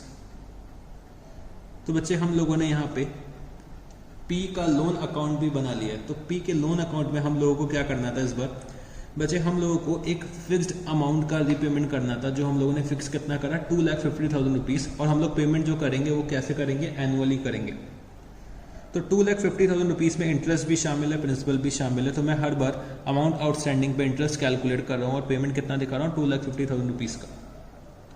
तो जब भी मेरी लास्ट इंस्टॉलमेंट आएगी उसमें हम लोग क्या करेंगे, जो भी हमारा बैलेंस बचेगा हम लोग फाइनल सेटलमेंट में क्लियर कर देंगे अपने लास्ट इंस्टॉलमेंट। तो हम लोगों ने यहाँ पे क्वेश्चन नंबर 48 भी सॉल्व कर लिया। ठीक है जी। अब बच्चे मेरे को एक छोटी सी बात आपसे और करनी है कि कभी आपको क्वेश्चन में दे रखा है कि भाई पार्टनर का लोन अकाउंट आप लोग बनाओ, पार्टनर का लोन अकाउंट आप लोग बनाओ। अगर क्वेश्चन में दे रखा है कि प्रिपेयर पार्टनर्स लोन अकाउंट, और आपको ये नहीं बता रखा है कि भाई जो इंटरेस्ट चार्ज करना है वो कौन से रेट ऑफ इंटरेस्ट से चार्ज करना है। अगर हमसे क्वेश्चन में बोल रखा है कि भाई prepare partners loan account, but मेरे को रेट ऑफ इंटरेस्ट नहीं बता रखा है, तो हम लोग तब कैसे क्वेश्चन सॉल्व करेंगे। कभी कभी एग्जामिनर हमें कंफ्यूज कर देता है। तो बच्चे उस सिचुएशन में हम लोग क्या करेंगे कि भाई जो भी पार्टनर के लोन अकाउंट में हम लोगों ने अमाउंट ट्रांसफर करा है, ठीक है जी। देखो बच्चे दो चीजें होती हैं। अगर पार्टनरशिप डीड में दे रखा है कि अगर हमारा पार्टनर जो है वो फर्म छोड़ के जाता है और हम लोग उसके अमाउंट आउटस्टैंडिंग को लोन अकाउंट में ट्रांसफर करते हैं, तो हम लोग क्या करेंगे, लोन का रीपेमेंट करेंगे। तो लोन के रीपेमेंट का शेड्यूल भी लिखा होता है जनरली पार्टनरशिप डीड में, और बच्चे रेट ऑफ इंटरेस्ट भी पार्टनरशिप डीड में मेंशन होता है। तो मैंने यहाँ पे क्या लिखा कि भाई अगर पार्टनर के लोन का रीपेमेंट करना है तो जो भी रेट ऑफ इंटरेस्ट डीड में दे रखा हुआ है वो फॉलो करना पड़ेगा। बट अगर क्वेश्चन में कुछ दिया ही नहीं है, कुछ पता ही नहीं रखा है कि क्या हम लोगों ने रेट ऑफ इंटरेस्ट चार्ज करना है, मतलब क्या हमें रेट ऑफ इंटरेस्ट, किस इंटरेस्ट के रेट से हमें पेमेंट करना है पार्टनर के लोन अकाउंट का, तब बच्चे उस सिचुएशन में हमें क्या करना पड़ेगा, हमें ये एज्यूम करना पड़ेगा कि भाई rate of interest 6% per annum है। अगर क्वेश्चन में कुछ नहीं दे रखा है और मेरे से ये बोला गया है कि भाई पार्टनर का लोन अकाउंट बनाओ, तब हम लोग क्या करेंगे, रेट ऑफ इंटरेस्ट क्या ले लेंगे, 6% पर एनम लेकर करेंगे। If the question is silent, यहां पे लिख लो, if the question is silent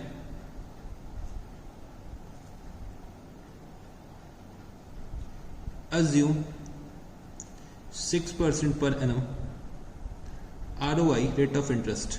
ठीक है जी, तो हमें 6% के रेट से इंटरेस्ट चार्ज करना होगा पार्टनर के लोन अकाउंट में। बच्चे जो ये इंटरेस्ट है ना, ये फर्म का एक्सपेंस है, ये पार्टनर की इनकम है बट फर्म का क्या है, एक्सपेंस है। ठीक है जी, तो हम लोग ये कहाँ पे लेकर जाएंगे, इंटरेस्ट को हम लोग अपने प्रॉफिट एंड लॉस अकाउंट में लेकर जाएंगे, क्योंकि हम लोगों ने पढ़ा था कि इंटरेस्ट जो होता है पार्टनर के लोन अकाउंट पे क्या होता है, इंटरेस्ट जो होता है वो बच्चे चार्ज अगेंस्ट प्रॉफिट होता है। और अगर आप लोग देखोगे तो ये पी का लोन अकाउंट है बच्चे, पी फर्म में पार्टनर थोड़ी ना रह गए, पी तो फर्म छोड़ के चले गए और हम लोगों ने क्या करा, उनका अमाउंट उनके लोन अकाउंट में ट्रांसफर कर दिया। तो ये जो पी का लोन अकाउंट है वो एक तरीके से फर्म के लिए क्या हो गया, क्रेडिटर हो गया, या फिर बोल सकते हैं कि भाई हम लोगों ने किसी से एक लोन ले रखा है, तो भाई जब कभी भी लोन लेंगे तो वो मेरा बंदा क्या हो जाएगा, क्रेडिटर हो जाएगा। तो लोन ले रखा है तो भाई हमें इंटरेस्ट पे करना पड़ेगा, तो हम लोग अपने क्रेडिटर को इंटरेस्ट पे करें। तो पी अब फर्म में पार्टनर की कैपेसिटी में नहीं है, अब ये कौन सी कैपेसिटी में है, ये क्रेडिटर की कैपेसिटी में चल रहा है, तो इनका पेमेंट हमें करना है। ठीक है जी, तो अगर रेट ऑफ इंटरेस्ट नहीं दे रखा है तो हम लोग क्या ले लेंगे, 6% पर एनम, क्वेश्चन अगर साइलेंट है तो। बट मैक्सिमम केस में आप लोगों को रेट ऑफ इंटरेस्ट बता दिया जाएगा और ये भी बता दिया जाएगा कि भाई जो हम लोग रीपेमेंट कर रहे हैं, जो पार्टनर के लोन अकाउंट का पेमेंट कर रहे हैं, वो उसमें बच्चे हम लोग जो पेमेंट कर रहे हैं या तो फिक्स्ड अमाउंट का कर रहे होंगे, मतलब 2,50,000 रुपये जैसे यहाँ पे फिक्स कर दिए, तो उसमें इंटरेस्ट और प्रिंसिपल दोनों ही शामिल होगा। और अगर हमें ये दे रखा है कि भाई हम लोग एक फिक्स्ड अमाउंट के प्रिंसिपल का पेमेंट करेंगे और इंटरेस्ट का पेमेंट अलग से करेंगे, अलॉन्ग विथ इंटरेस्ट करेंगे, तो हम लोग क्या करेंगे, प्रिंसिपल का रीपेमेंट दिखाएंगे, साथ ही साथ जो भी इंटरेस्ट निकल के आ रहा है उसका भी पेमेंट दिखाएंगे। वरना हम क्या दिखाएंगे भाई, दूसरा तरीका क्या है कि हम लोग एक फिक्स्ड अमाउंट का पेमेंट कर देंगे। तो बच्चे लोन अकाउंट से रिलेटेड इतनी ही बातें थी। लोन अकाउंट का जो टॉपिक है अब मेरा यहाँ पे फिनिश हो जाता है। पहले मैंने आपको टॉपिक भी बहुत अच्छे से कराया, एग्जाम्पल्स के थ्रू कराया, फिर मैंने आपको कुछ क्वेश्चंस भी करा दिया। तो लोन अकाउंट में इससे ज़्यादा कुछ है नहीं बताने के लिए मेरे पास। तो यहाँ पे जो हमारा लोन अकाउंट का जो टॉपिक है वो बच्चे फिनिश हो जाता है।